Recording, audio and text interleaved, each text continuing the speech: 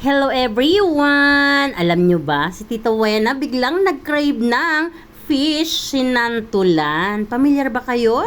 Ito yung balat ng santol na kinayod. And yes, pipigaan mo muna siya, huhugasan mo, and i-drain mo siya. Ayan. At gagata natin kasama ang fried fish. Ang sarap guys. Ayan, tingnan nyo. At talaga, pakakrunchin muna natin yung fish bago natin ilagay sa sinantulan.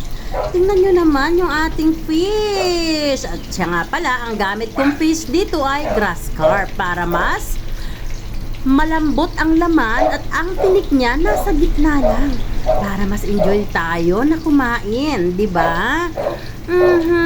Sarap nito. Comment down below guys kung kayo ba ay nakatikim na ng sinantulan. And yes, family favorite talaga ito at I love it.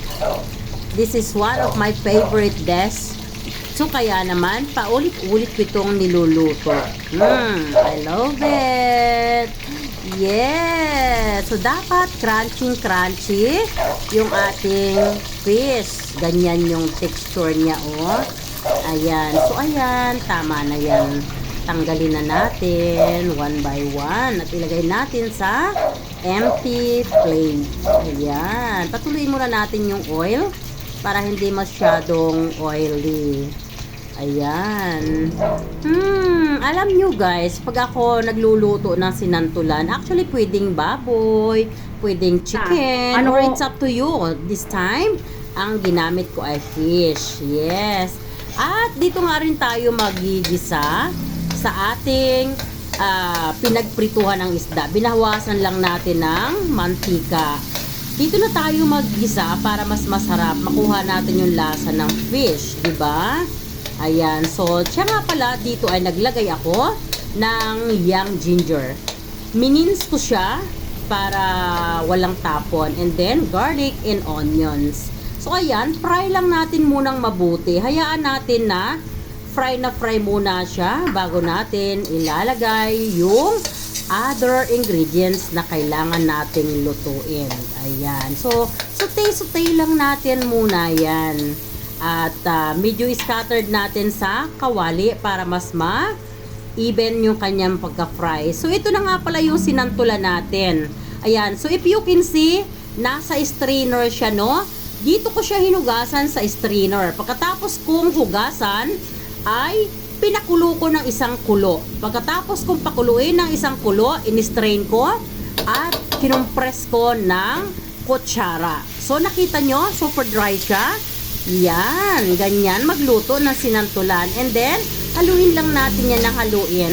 Maya-maya natin yan lalagyan ng gata. Hayaan muna natin na magsuk yung lasa ng ating mga ingredients. So this time, lagyan na natin ng durog na paminta. Kayo na lang ang bahalang mag-adjust sa durog na paminta na gusto nyong ilagay. So kung gusto nyo ng medyo may kick ng spicy, you put more. And if you don't want spicy, you put less. Now, maglagay na rin tayo ng ginisa mix. Ayan. Yummy. Huwag munang kadamihan yung pampalasa paglalagay. Kasi mas okay na medyo matabang na dadagdagan, ano? Kaysa naman sa mapasobra yung alat, mahirap nang i-adjust. Yes. So this time ay gisa-gisa lang muna. Ayan, hayaan muna natin na magsuk yung lasa.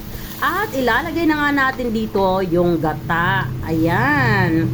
Lagay na natin yung gata natin. At siya nga pala, yung malaking gata ang ginamit ko. Ayan, 700 ml yan. Yung gata na yan. Pagkatapos nating lagyan ng gata, ay isusunod ko naman dito ang ating kunting sugar. Pero halu-haluin muna natin bago natin lagyan ng sugar para matikal yung mga nakadikit-dikit sa ilalim. Ayan, lagyan na natin ng kunting sugar to balance the taste. Para medyo yummy siya. Ayan, mas gusto ko kasi sa mga ganitong lutuin yung medyo yummy. Yes.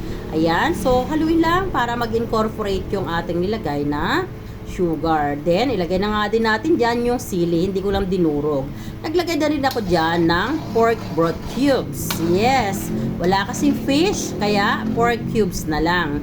So, ayan. So, haluin lang natin para yung nilagay natin na cubes ay medyo ma-dissolve. Ayan. Ang bango, guys. Alam nyo ba, habang nagluluto ako, naaamoy ko na yan. And yes, ang bango-bango niya. Tatakpan lang muna natin yan para maging even yung kanyang pagkaluto. Yes.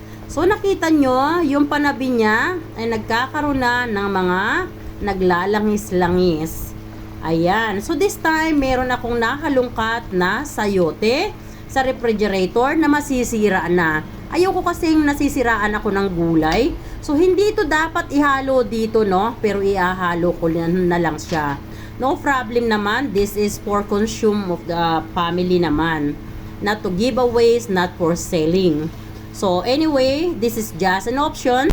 Ako, like what I mentioned, ayoko lang po na masisira ang aming gulay. So, kaya ilalagay ko na lang to rather than masira siya. So, dagdag gulay pa yan. Ayan. So, napakasarap niyan, guys. At ayan nga, tinikman ko na. Sobrang sarap, promise. Ay, nako. So, ayan guys, dito ay magdagdag na tayo ng ginisa mix kasi panglasa ko ay sobrang tabang. Yes. At maya-maya lang ang ilalagay na natin dyan ay yung ating fish. Yes. Ayan. So, nakita nyo, no? Nakakatakam na yan. Sobrang sarap na. And this time nga, ay pwede na nating ilagay yung fish one by one sa ibabaw. Ayan. Yummy dabadu. At I'm excited nang kumain. At ilagay lang natin sa ibabaw yung mga sili. Ayan. O, diba? Tingnan mo pa lang, nakakatakam na. Talaga namang mapapa-underize kapag ganito ang ulam, sinasabi ko sa'yo. Guys, alam nyo ba, pwede rin kayong maglagay dito ng liempo. Crunchy liempo. Or pwede rin kayong maglagay actually ng barbecue. Na-try ko na rin yung barbecue, na-try ko na yung liempo, na-try ko na yung fried chicken. So, this time, fish naman. Ayan. So, scoop lang natin ng konti-konti at lagyan natin yung ibabaw ng mga fish. Ayan. Guys, alam nyo ba? Promise, sobrang bango. Ay nako, hindi ko ma-express yung feeling. So, I'm super excited talaga. Habang nagluluto ako, gustong-gusto ko nang kumain, ano? At siya nga pala, bago ko ito niluto, ay nagsaing na ako. So, habang niluluto ko to, ang aking sinaing naman ay iniiga ko. Para exactly, pagkaluto ko nito ay magmimit ang kanin ay iga na. At ang aking niluluto na sinantulan fish ay luto na, ready na kumain. Yes. Diba? Organize lang ang mami. Para awesome results. Yes. Ayan. In few minutes time, malapit nang maluto yan. Mag-add tayo ng konti lang na Knorr seasoning. Light Knorr seasoning para mas ma-enhance ang lasa. Pero guys, optional ito ha. Kung ayaw nyo nang mag-add, pwede namang wag na mag-add. Pero ito guys ay pampa-enhance ng lasa. Mas magiging yummy at mas matatakpan yung sour. So hindi ka kaila sa ating lahat. Ang balat ng santol ay maasim, no? So kahit pa nga pinigaan natin 'yan, kahit pa nga pinakulo natin ng isang kulo, still may asim 'yan. Pero guys, pag nilagyan mo ng Knorr seasoning and sugar, na-i-enhance ang lasa niya, natatakpan na yung asim at napapalitan ng yumminess. So tayong mga mami, I believe, kanya-kanya man tayong technique pagdating sa kusina, but still, outcome will always be delicious because that is the perfections of mommies. Yes! Yan ang mga passion ng mommies, ang mag-invento ng kung ano-anong masarap sa kusina. And yes, passion ko talaga ang mag-invento ng kung ano-anong lutuin na magbubusog sa aking tummy at magbubusog sa aking family. You know why? Hindi kasi kami mahilig kumain sa labas. We don't trust eating outside. Kasi normally, pag kumakain kami sa labas, may mga nakikita kaming langaw, o may nakikita kaming something, madumi yung utensils. I think hindi naman kaartihan yun, no? Nag-iingat lang tayo. So, kaya prepared namin na kumain sa bahay. Yes. But once in a while, yes, kumakain din kami sa labas. Not frequently. Ayan guys, plating time na. We are so excited to have this. Yummy. Wow, look at that. This is so good. Ooh. Yummy dabado. At habang iniiskop ko to sa plate, talaga namang yung aroma niya, nai-inhale ko, sobrang bango. Ayan guys, thanks everyone for watching, and don't forget to subscribe, write down your comment.